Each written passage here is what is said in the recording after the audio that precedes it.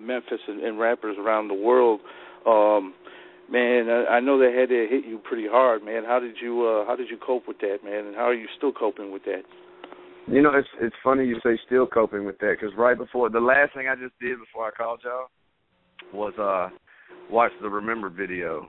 And it wasn't even to watch my part. It was to watch Lord's part. You know what I'm saying? So, like, you know, Lord's passing was definitely like, it was a very unexpected event. You know what I mean? It hit us all. Like, we had just, you know, finished up the Mafia 6 project. I was on it. You know, I was able to work with Paul and Lord and Crunchy and Boo and everybody in the studio down in Atlanta. We went and, you know, took over the studio and just rocked out for like 2 nights straight, you know, and I was able to get on two of the albums on the project.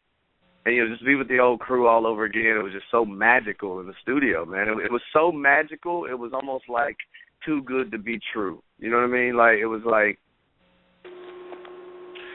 almost like nobody saw that coming, but everybody was like, yo, this is just so good. It's too good to be true. And then all of a sudden, like 3 weeks later, Lord passes, you know, and it's just like, oh, okay, I see how life works now. And what's so crazy about the Mafia 6 project, a lot of people don't know this. Paul's actually said it in a couple of interviews, but they were supposed to be working on the next Lord Infamous project. Paul and Lord Infamous were supposed to be working on the next Lord Infamous project, and he said, no, you know what I'm saying, I'd love to put the whole crew back together and do one last crew album, you know, at least, you know, so these new little fans that don't know nothing about the old days can get a little taste of it, you know what I'm saying, because we don't know how much more time we got in this shit. So, you know, let's go on and knock this out, and then we'll get to my album.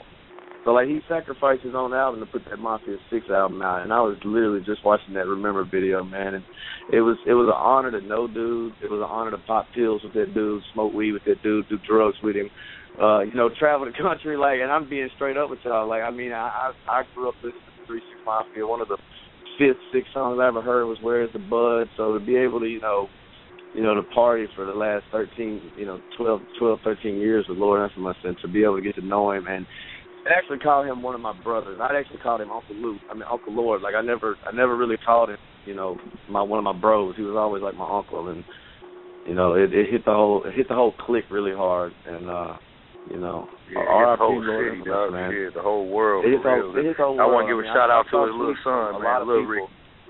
Lil Ricky, man, shout out. I saw a lot of tweets from a lot of very, very famous people, man, getting that R.I.P. Lord Infamous tweets and just, you know, Instagrams, and it just shows you, you know, what kind of an impact he's had. Like, he really changed the game. Like, you know, he came up with the name 666 Mafia.